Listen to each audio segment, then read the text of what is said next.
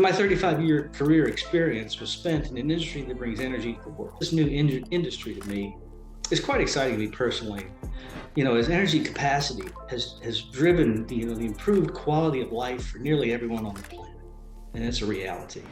To continue and maintain and perhaps even to improve that capacity is a driver to me, to continue to contribute what I can, even after 35 years of toiling in industry. So it's been a nice kind of learning that geothermal actually has some application for oil and gas professionals. Geothermal, once it's developed, it doesn't come with the issue of having to go find these things and bring them to power plants, let's say. Geothermal, actually, the energy comes to the power plant via the earth. So the geology drives that energy content, and without that, if you don't have that properly characterized, you will not succeed. You'll build a plant over it, and it could be too big or too small for the energy content, or it may not handle the different ways the energy is coming in. So you need to have a proper, characterization of that subsurface. Oil and gas professionals, the things that we characterize for oil and gas production, a lot of them are very similar to geothermal. That with this advent of new technology that's driving geothermal into a larger portion of the world, and that portion of the earth to describe is very closely aligned with where oil and gas professionals have been playing for decades, is a nice overlap. And I think that we can really help, because the subsurface really drives the value. And I hope that something like geothermal, which is a clean power source, if you will, or energy source to create power, I think that's a beautiful way to do it. The earth is a giant place, lots of heat here. The better we can extract that energy and use it, best thing to do. Once it is discovered that this can be utilized, this will work, the adoption will be tremendous. We have an opportunity to change, to make things more environmentally friendly for our own health and for the health of the world. Let's do it.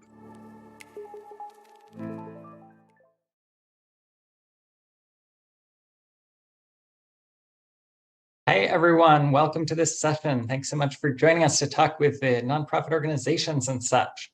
My name is Goldstein-Rose. I'm going to be moderating. I've been a climate activist since I was 11 and wrote a book called The 100% Solution, which is an overview of physical things that need to happen to address climate change.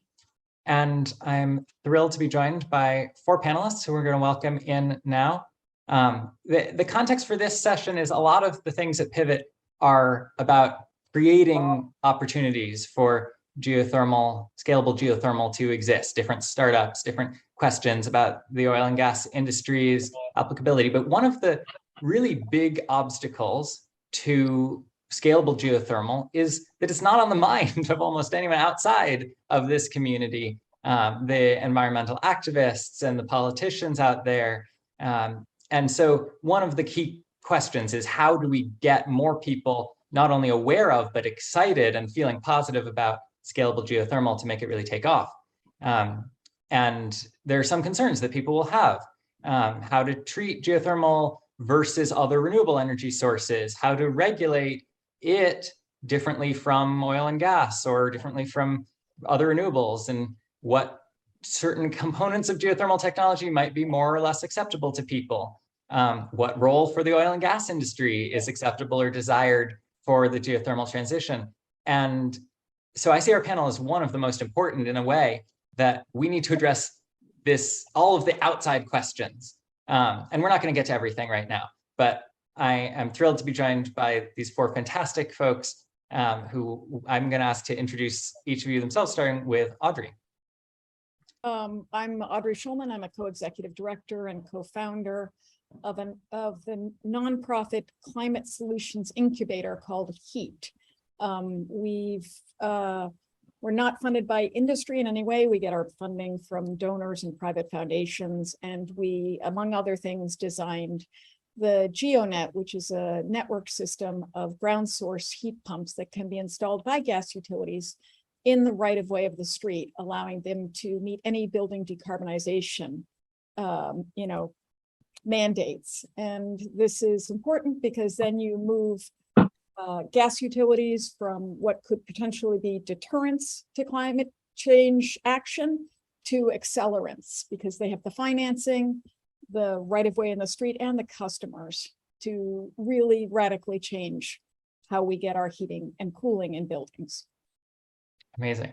Bo. Hi, my name is Bo Delp. I'm the Executive Director of Texas Climate Jobs Project, which is a coalition of labor organizations across the state of Texas that is seeking to advance a pro-worker and pro-climate agenda across the state. Awesome. Cyrus. Yeah, my name is Cyrus Reed. I work for the Sierra Club, but Sierra Club, as you know, is a large organization. I work for the Lone Star chapter, which is the Texas chapter. I'm conservation director. I'm involved at multiple levels in Texas on policy. I am a member of ERCOT on the Reliability and Operations Subcommittee as a consumer representative. But I'm also involved in the Electric Utility Commission at the City of Austin, and I'm very involved both at the Public Utility Commission and the legislature. Incredible. Terra. Yeah, good morning, good afternoon, good evening for some. I am the director of Superhot Rock Energy at the Clean Air Task Force. Here I direct a team of scientists and policy visionaries to help make deep geothermal affordable anywhere. I have been in this seat for a whopping 4 months, and had you asked me 5 years, or rather told me that I would be on a panel talking and providing the NGO perspective, I probably would have laughed. I am the poster child of capitalism, having chased Venezuelan oil straight out of chemical engineering, and then biofuels through its craze, off to business school, and then landed in conventional geothermal in Central America for a decade. I then put a cherry on top. I took a job with Facebook for a couple of years to just demonstrate exactly how much I love capitalism. When CATF came knocking, it was a moment in which I had to, of course, do some reflecting on who I was, but it was a no-brainer in terms of the work scope. I think the things that deep geothermal heat can make happen, the value proposition is really unparalleled. And that is why I'm here. I also am giving that preamble so that the other panelists give me a little patience when my naivety leaks out around what is the NGO perspective. I'm new to this space. Well, most everyone is new to this space because it's an exciting emerging new space, and we're going to make it grow very fast. I want to go right back in reverse order there and ask you all to essentially say, what are you excited about with, especially with scalable geothermal everywhere, electricity generation, but any of the variants that you focus on? What is the core thing that is exciting to you, Terra? Well, super hot rock energy, defined as, as we are defining it, real time energy derived from 400 degrees Celsius and higher spaces in hot rock, creating what we believe will be cost competitive electricity nearly anywhere on the planet. Of course, this comes with significant technology innovations that, from things like drilling, casing, cementing, creating and keeping that reservoir open. But the value proposition of super hot rock is, scalable, on par with the same promises of nuclear, but of course, without the waste concern. That is what really excites me about geothermal. Awesome. Cyrus. Yeah, I'm excited by two things. One is very small scale, so really building level geothermal heat pumps, which is something that we haven't really implemented in Texas, but given what we experienced in Winter Storm Uri and what we're experiencing now, where our independent ERCOT grid is really under stress, implementing programs that help individuals and small business move towards geothermal heat pumps could really reduce the demand on our system and save people money. So that's more of a consumer focus. But then I'm also excited by utility scale. One, no state has drilled more wells than we have. And so we know how to drill wells. And instead of drilling them for fossil fuels, we could be drilling them for, stuff that doesn't cook the planet. And given the focus of the Public Utility Commission right now on dispatchable generation, we have a lot of wind and solar, but it's not dispatchable. Geothermal could really fit that niche without adding to our fossil fuel consumption. So that's what both of those, both small scale and large scale, excite me. Amazing. Bo. Yes. I'm excited, and we are excited as labor unions in the state about the jobs. We put out a study with Cornell University last year where we called for the installation of 5 gigawatts of geothermal energy in the state, because Texas is such a good candidate, has so much potential for geothermal energy, both because of the super hot rock in near major urban centers, but also because of our extensive oil and gas infrastructure that we can use to extract geothermal energy from abandoned oil wells, for example. And so, when you look at what the Department of Energy tells us, we see that, we can create somewhere north of 60,000 new jobs by installing 5 gigawatts of geothermal. And so when we start to think about, the job creation potential, and frankly, thinking about how people who, in unions have been laying pipe for natural gas and for oil for so many decades, transitioning to continuing to have really good jobs with high quality healthcare and pensions through their union, to be able to use their same expertise to drill for geothermal. Well, that's really exciting to us too. So the economic benefits and the job creation potential for geothermal is really exciting to us. That's awesome. Audrey? I'm just excited about, geo, whether deep or shallow, as I'm talking about, where it's simply sort of a few hundred feet down. And I'm excited by the uptake of interest in it. In Massachusetts, we have 5 gas utility regulator approved installations going in the next few years. And, Bo, you might know about this, but in New York, they've passed a law allowing gas utilities and others to become thermal utilities. And that was passed with an unusual trifecta of environmentalists, utilities, and labor. And that's because there would be so many jobs as we transition using thermal infrastructure, both in the buildings and out on the street. And that is an incredible win-win-win. So you're all excited about amazing things that scaling geothermal could offer. I want to follow up, because most of the world is not yet excited about scaling geothermal. Mm-hmm.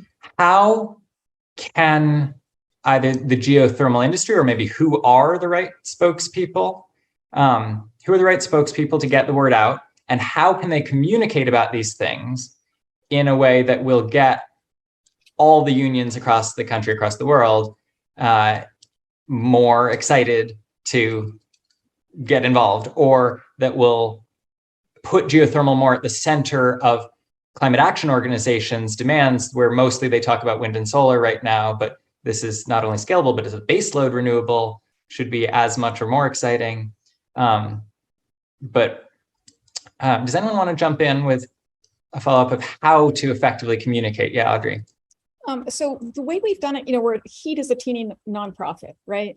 And the way we've had such a big impact, not only in Massachusetts, but New York and other states, is by building trust, relationships of trust across a wide range of stakeholders, from the utilities to the regulators, to the grassroots activists and low-income housing, et cetera, so that we listen hard to everybody and try to design a system and a way forward that works for all.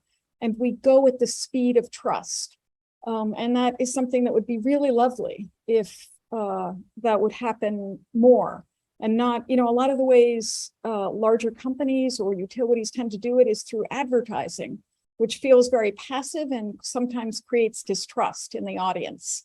So instead, by listening and working together to find the solutions that will work, and bring everybody to the table. First time I met with unions, I asked what they wanted, and they said to be at the table from the start. And that's what we need to do.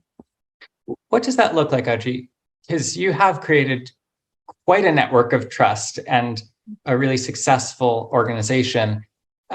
Is it you meeting with leaders of other organizations? Is it people going out and canvassing in relevant communities? Like, how is it structured? Is it through a formal coalition of organizations? If someone wanted to replicate your success in other regions, like how should they start out about it? We've had a variety of charrettes, which are sort of stakeholder meetings where we listen to everybody and allow people to actually talk and not just be talked at. And we also meet with people individually, hundreds and hundreds of meetings in which we not only explain our ideas, but also ask for criticism and incorporate that criticism.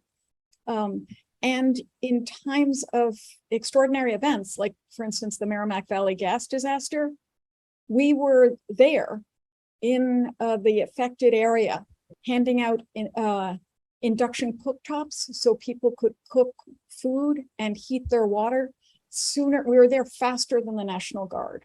So we use everything we can to listen, to work with people, to help, and to show the way forward that works for all. Awesome. Yeah, Terra. Solomon, I just want to add to this trust. One of the other pieces that that I think is really important here is just to be careful of being too Pollyanna-ish, to be an honest broker in this space, to be able and willing to talk about perceived and possible risks. Mm-hmm. I think that is one of the reasons why NGOs have a role to play, especially in this innovative space that's happening in geothermal right now. But if we enter with rose-colored lenses, we lose credibility and, of course, then the impact of our voice. I have another response to your communication pattern question too. And that is because geothermal is not new. This isn't new. This has been around for nearly 100 years. If people forget that innovations are happening and big innovations can happen in this space. And I think that the association of what conventional geothermal has been and what it could be is one of the areas that we have to continue to pound on. Starting each conversation with what has changed? Why am I here talking to you about it today? What has happened in the industry that is driving something new and different? I think that part of that also then because of its maturity, we have a lot of nomenclature that gets very confusing to a layperson. So just looking around at my panelists today, specifically Audrey looking at heat pumps and building, we're all using the same words, but they mean and they are managed very differently. And so I think what could be helpful is just starting with a glossary of terms, working together, and then of course an initiation of any new communication to make sure that we at least know what type of geothermal we're talking about, the approaches, the risks, they're all different. Solomon, my answer was going to be, well, first, we do have examples of obviously geothermal energy, whether at the large scale or smaller scale, that we need to be talking about because people may not know. But probably more importantly for an area like Texas, which doesn't have a great deal of experience in geothermal, is getting demonstration projects actually up and running. And when I say demonstration projects, I mean both the small scale stuff I talked about, like we have an existing energy efficiency requirement at the Public Utility Commission for our main utilities. None of them are really investing in building heat pumps at the moment. That's something we're going to try to change with some pilot projects this coming year. That will help once those sort of pilot projects are out. And then in terms of utility scale, there's obviously a great deal of potential in the big bill, the IIJA that was just passed, with money out of several units of DOE that can be used for demonstration projects and new innovation. And we'd love to have some of that happen here in Texas, because once you have some examples, that then convinces investors and the regulators that it's real. And so, for example, in ERCOT, there are no geothermal projects in the queue. We've got to change that and start getting some of that investment here in Texas if it's going to be taken seriously. That makes a lot of sense. And can I just throw one quick question into Cyrus? Absolutely. Cyrus, you've got Whisper Valley there, which is a large residential area of networked ground source heat pumps. That's one of the preeminent demonstration installations in the country, I think. That is very true, and we have used that in discussions with Austin Energy and others about networked heat pumps. That's a good point. I was saying in the regulatory space, we haven't really seen it like in the energy efficiency programs that are regulated by the state. So let's get right into the being honest about possible concerns side of things. It sounds like everyone here is quite excited about geothermal, but if we put on the hat of peer organizations and people that we know who may know less or may have already decided that they have concerns about advanced geothermal in some form, what concerns do you want to put on the table as key things that either personally worry you or that you think enough people, in the public or in certain organizations or types of places in government may be concerned enough about that they could become real stumbling blocks for this industry to grow? Whoever wants to jump in first with that one. Well, I would start in our space in Texas, where we have an energy only market. One of the big issues is cost, right? What is the cost of investing in new geothermal, and can you actually make the investment work in the market we have? And I guess my answer would be, of course, that's probably why we haven't seen investments in geothermal, especially when we're a leading gas producer and gas was at such a low price even a year ago. But I guess my answer is that's changing, right? The cost of gas has gone up. Solar and wind are still very cost effective, but there have been some, increases in cost there as well. And so I think we may be at a point where geothermal and can actually compete with combined cycle gas plants because of these costs. And if you look at the latest levelized cost of entry Lazard study, it's still showing geothermal is more expensive than a combined cycle gas plant, but not much more. And again, those numbers are already out of date with gas prices what they are today. So I think cost is a big issue still. Solomon, if you don't mind, I'd like to continue down that road that Cyrus started on cost. I think that there are a couple of other pieces as we're pushing for demonstrations or the proof of life here. One is being able to articulate in a way that that people can plan for that first of kind costs different than nth of kind, and that nth of kind is always 5 years away. So what price point is acceptable today? And then I'd like to then push that into the next sort of half of that question, which is how can we help the utilities better value firm renewable power? Right now, I rewind 10 years ago, and I remember knocking on the door of every utility that would see me. I found myself frustrated with the idea that the cost of the upgrades required for intermittence were not being baked into the value in which they were willing to pay for that renewable load. And so I think that is a space that will help sort of compensate on what is the true value of this firm renewable to utilities, especially as we have ever increasing demand due to hydrogen, desalination, data centers, et cetera. And I'd love to throw in on that part, and then I'll go towards other potential problems, if that's okay. First off, yes, cost is a huge thing, but if you weigh like the peaker plants versus, for instance, that might end up being stranded, right? If they can't be used after a certain point, if they can't be used throughout their entire lifespan, then that is some cost that people do not want to make. So what you have to talk about is the potential for stranded assets and go for avoided costs. So in terms of the gas infrastructure in the street, here in Massachusetts, they're spending over $40 billion with a B over the next 20 years to replace gas infrastructure. In other states, it would be gas constraints or new developments. And yet we don't know if that infrastructure will be used and useful through its entire lifespan. And that radically gets people's attention. So that's one way to get around the cost problem.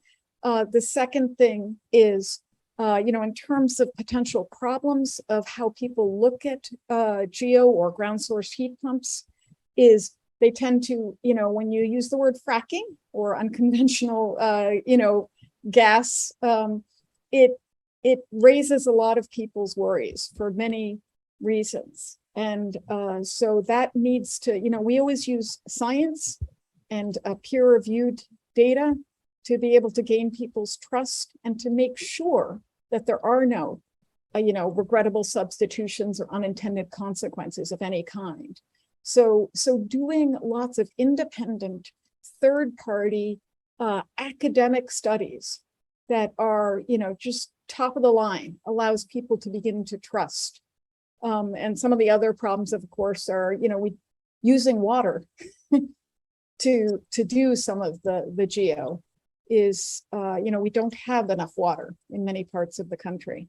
And so that's also a problem. There's also the problem of the older types of geoelectric plants that sometimes would off-gas stuff with the steam. And I know that that's, the older technology, but getting rid of some of that, some of the way people think about geo in the past and pointing out that it is non-intermittent, that it does not need new ground like solar or wind, that it, and in the case of network ground source heat pumps, it can go right down the street. That's some of the ways that you can get to yes with everybody. Quick follow-up on that. What do you think the geothermal industry can do, or specific players, either companies or nonprofits, to reassure people? Like if people hear fracking and that concerns them, having studies done is good and communicating that, but who is communicating that? How do some academic studies reassure people that if an oil company is now drilling for geothermal, that they're going to trust that? Like, are there specific ways of going about things that you actually think would secure people's trust in the process and the validity of at least, trying to monitor well enough and get things right? Yeah, I think always moving at the speed of trust is how you have to go. So working with the academics to do the studies, work with the nonprofits to allay their concerns, get the stories out, talk to people, listen. And that's so much what sometimes people don't do, is they do everything else, but they forget to actually listen and incorporate the feedback. It might be you have a perfect idea, but you're not explaining it well. It might be that there's something wrong with the idea, but listen either way. Listen for the barriers and the motivations. And I feel bad because I feel like we're sort of, Bo's not getting a chance to throw in anything. So I sort of want to pass it to, whenever you want, I appreciate that. Look, I mean, I think, and this kind of goes back to the first question too, Solomon. I think that my concern, and I think what's so critical about geothermal, but I think one of the big challenges that we're going to have, and I think what we have to do is we have to put people at the center of this. I think taking a step backwards here in the state of Texas, a construction worker dies on the project due to unsafe working condition once every 3 days, according to OSHA. Texas is the only state in the country without any form of workers' compensation insurance coverage. So if you're injured on the job, you just get dropped off at the hospital with a hospital bill. we live in a state where, the construction industry is deeply subcontracted, which puts downward pressure on wages and cuts corners on safety. And, if you think about a coal power plant that's unionized, that's a good job for someone who works at a coal power plant. You're making, a pretty decent wage, and you have health care and you have a pension. And I think one of the challenges with solar, as we think about the transition and adopting new energy, is going to that coal power plant worker and saying, hey, you're going to lose your union job, but you can go install solar panels in West Texas for $17 an hour and no health care. I mean, that's a really tough conversation to have. And so I think with the boom and bust cycle that we have around oil and gas in Texas, I think my fear is that we replace one source of energy that maybe doesn't always create the best jobs, especially when we're talking about construction, and we replace it for another that creates more poverty jobs. And so I think we have such an incredible opportunity with this transition to put people at the center of this, because I think that's what it's going to take to bring communities along. If people see that we're creating just more poverty jobs, I think this transition risks looking like a very elite, coastal elite initiative. And so I think it's really important to put workers and workers' voices and communities who stand to benefit from these projects at the center, and to have real conversations about wages and healthcare and retirement and what it takes to feed a family.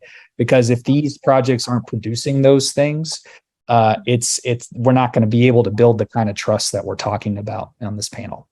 Where are the levers to pull on to make sure that happens? Is it the first projects that happen, having these conversations and even negotiations with the individual companies involved, or should there be leadership from a coalition of industry people or government?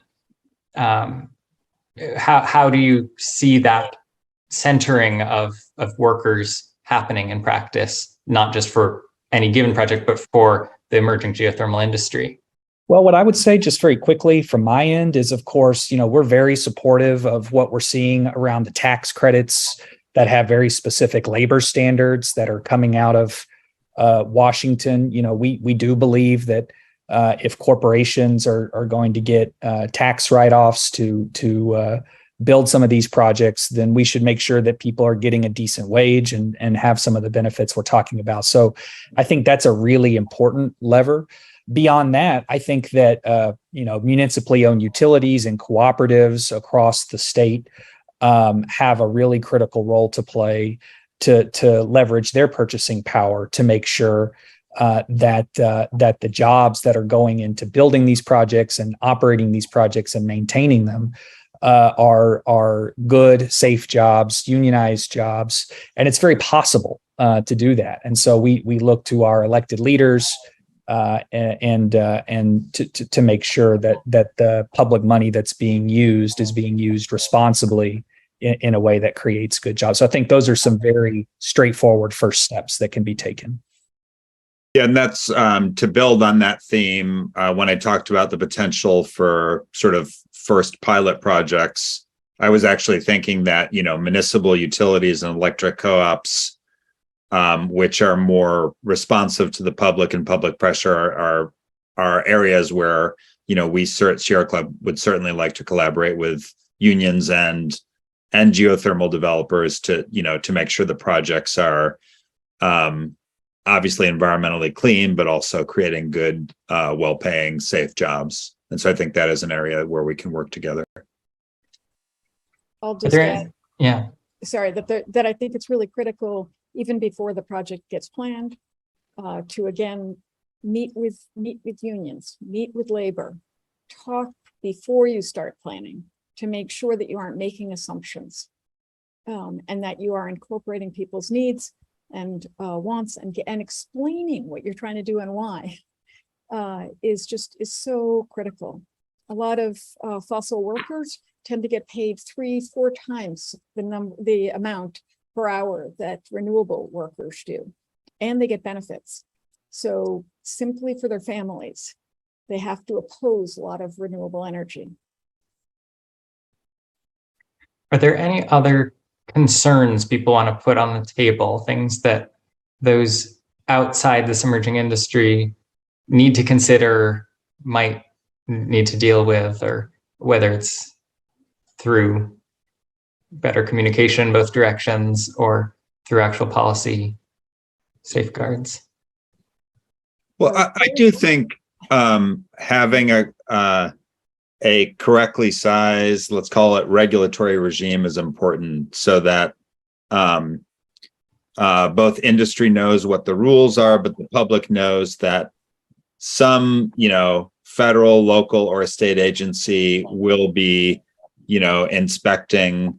I'm talking about, larger scale utilities, to make sure there isn't migration of any pollution from under the ground, or any the fracking that's used, to release the heat and the water doesn't also come with any kinds of toxic chemicals, or, so making sure there's a regulatory regime in place and inspections, I think, is important for public trust. So I think that's an area that as geothermal takes off, that we're going to need to make sure that that's in place. Because frankly, the reason there's so much opposition to hydraulic fracturing in oil and gas is because there have been problems, and there have been studies showing that people's health has been impacted, or in some cases, some of those chemicals have gotten into groundwater. So I think, from the beginning, making sure we have a good regulatory framework in place is important. One question that's occurring to me is, all of these are great notes about the goals we need to keep in mind and the priorities that all the players in this industry need to have. But as this is an industry that could scale to terawatts within a couple decades. Do we currently have the set of organizations? Let's just talk about the US for now, because that's where we're all based.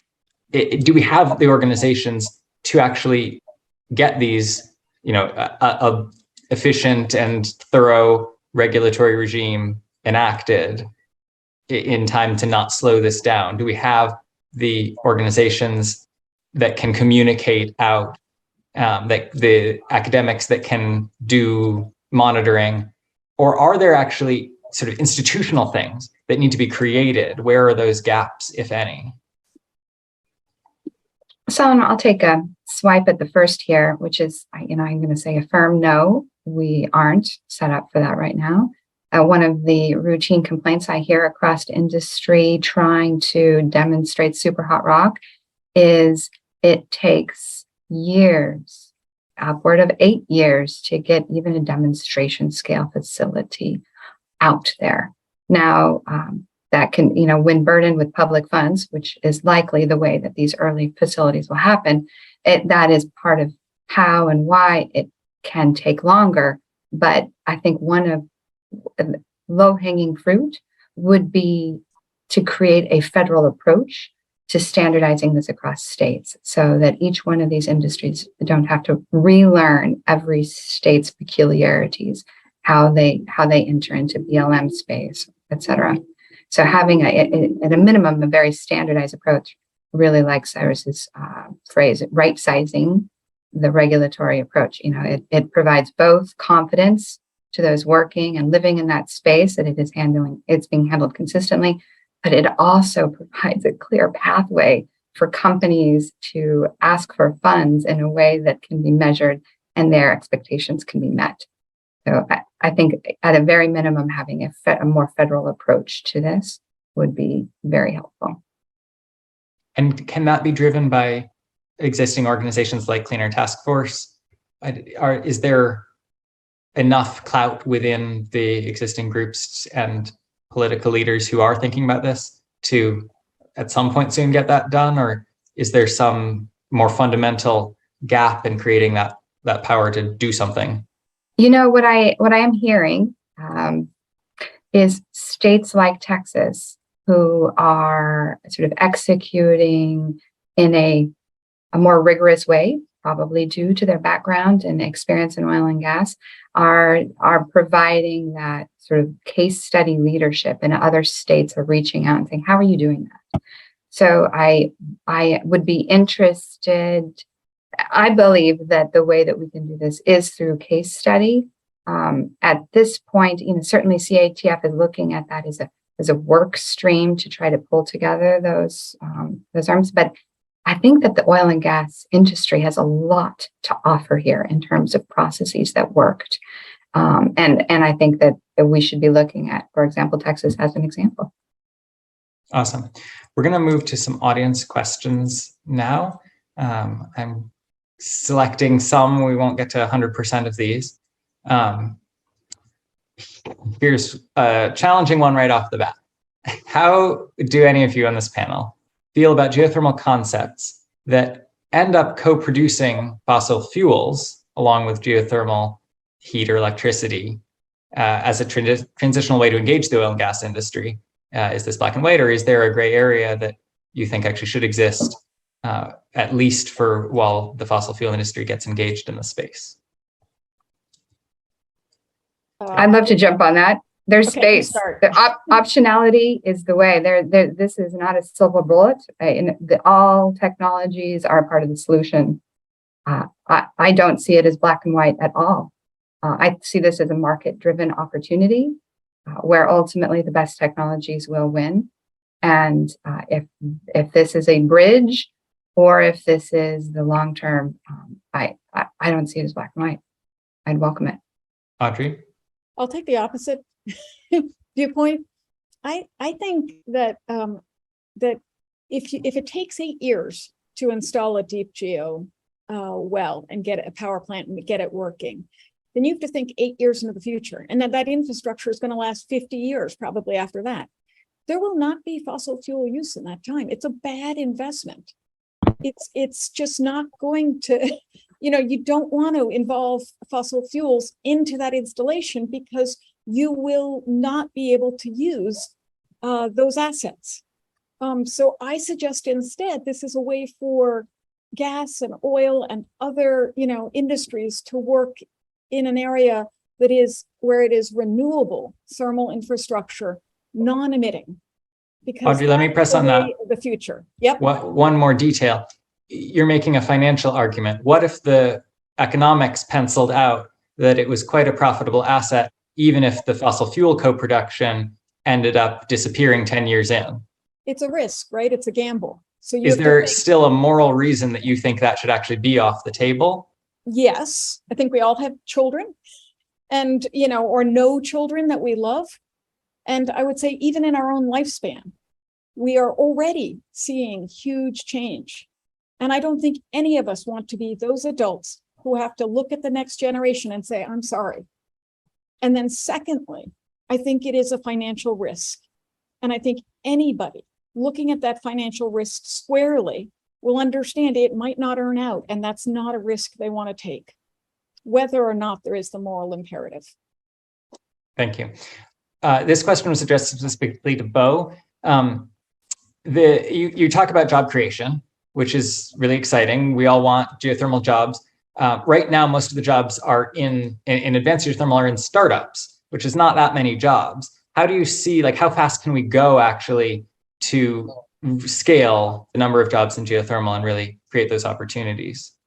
Well, I think just to echo what I think I've heard, it seems pretty clear that it's going to take significant public investment to scale geothermal from where we are to where we want to be, and where, I think our report, our blueprint that we put out with Cornell University, guides us, which is to get to 5 gigawatts of geothermal by 2030. But I think it's important, look, there's multiple components to this. There's the jobs that are created directly as a result of the drilling and the construction. There's the operations and maintenance, but there's an entire supply chain that comes out of this that we're really excited about. So I think it's going to take pretty significant public investment. It's going to take, municipally owned utilities in the case of Texas and other public bodies making a political decision that geothermal is important and needs to be in the mix.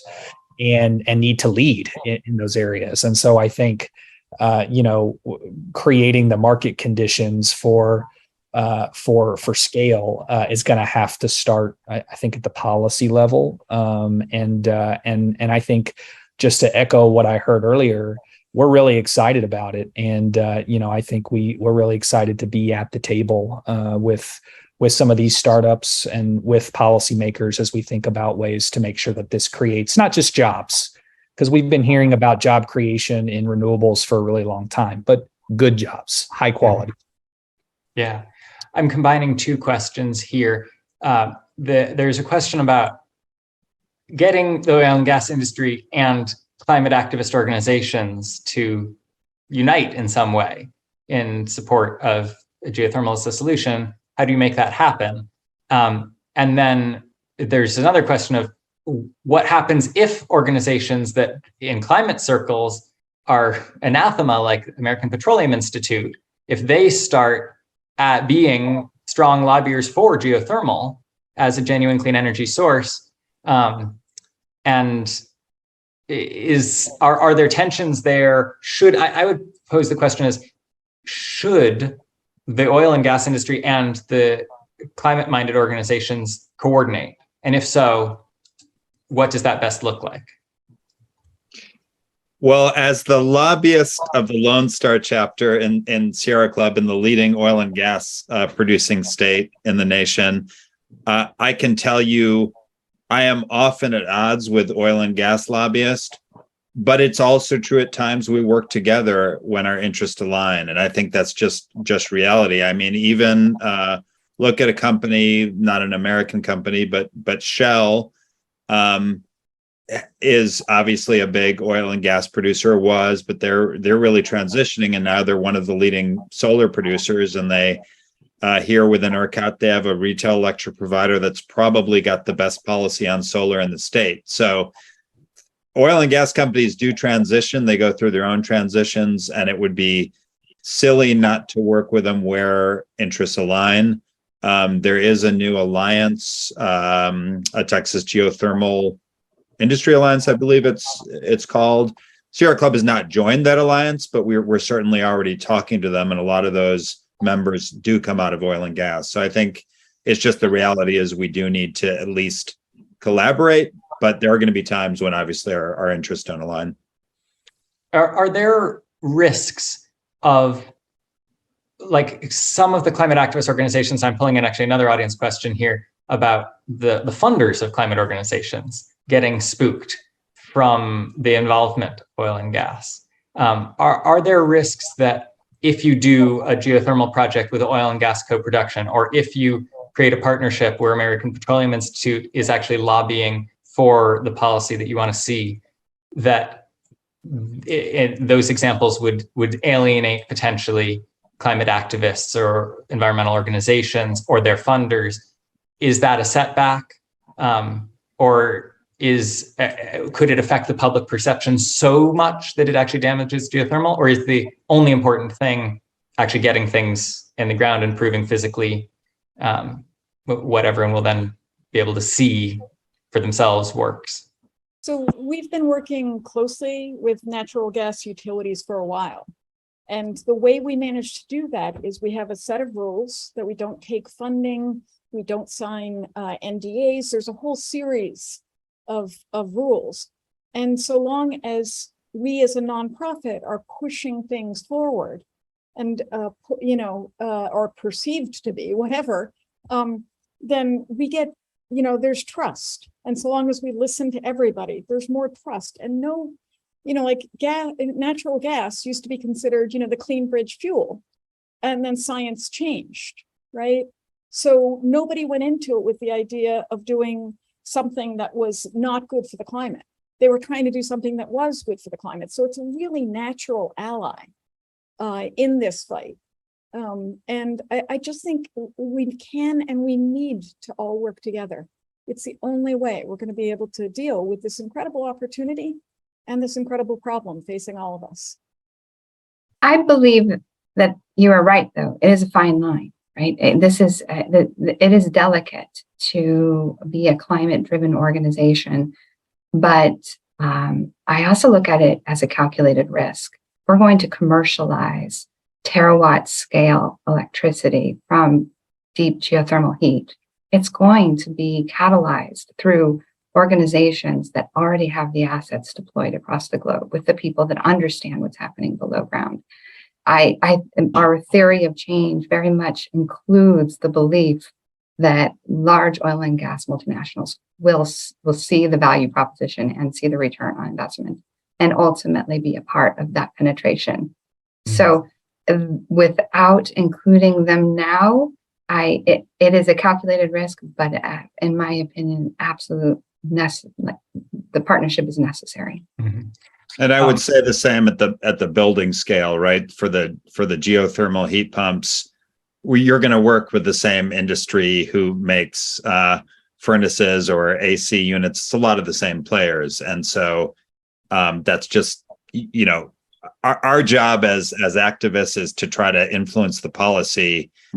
We're not necessarily the people who are going to commercialize that. It's going to be, frankly, capitalists, and a lot of those have oil and gas ties in our economy. Possibly last or second to last question here. What are any of you hearing from other organizations, especially environmental groups, like on their positions on geothermal? Is there work to be done recruiting other organizations? Is there interest but not focus? And what advice do you have for anyone already engaged in this to scale up that outreach if needed? I'd say education. A lot of climate groups, at least here in Texas, are obviously focused on wind and solar because it's been successful in our grid, both small scale and large scale, and we just haven't seen that in geothermal. But I think, you know, the fact of the potential here, the potential to really make a change in the way we heat and cool our buildings in a way that is less damaging to the climate. I think there's a great potential, but I think education and outreach is very important. Are there any examples, either within any of your organizations or others that you've seen for education campaigns, either public education or outreach campaigns or regulatory strategies, pulling in several questions here, that you see as models that should be adopted? We've heard from Audrey about the listening sessions early on, obviously. You can say more about that. I'm part of an organization called SPEAR, South Central Partnership for Energy Efficiency as a Resource. They're very business focused, and they have been starting a kind of heat pump collaborative just to start talking with regulators and companies and utilities about the potential for doing more heat pump programs in Texas. So I think that's a good, you know, just creating that space, I think, is a good model to start those discussions. Or Audrey, I'd ask, maybe you've talked about these personal sort of individual people coming and organization representatives coming to listening sessions. Is there a way to scale that to a public education campaign of some sort without, you know, resorting to advertising mode? Yeah, I don't know. I think people learn by learning and then by talking and feeling like they're actually heard, and asking questions. So even though, you know, I've answered questions about ground source heat pumps gazillions of times, I will do it for another gazillion times in order to get people to believe that there will not be, you know, that the boreholes are only 6 inches wide and there will not be earthquakes caused by them, and that it's just plain water and it's an ambient temperature system. And, you know, I'll go through every single fact again and again, because that's the way you get people to be engaged and to believe. And it's not as efficient as a commercial campaign or a lot of pamphlets or, you know, Facebook ads, but it does, I think, build trust in a way that the others don't. Awesome. I might shift to the focus, at least in the context of where we are coming at CHF in terms of really expert-driven recommendations.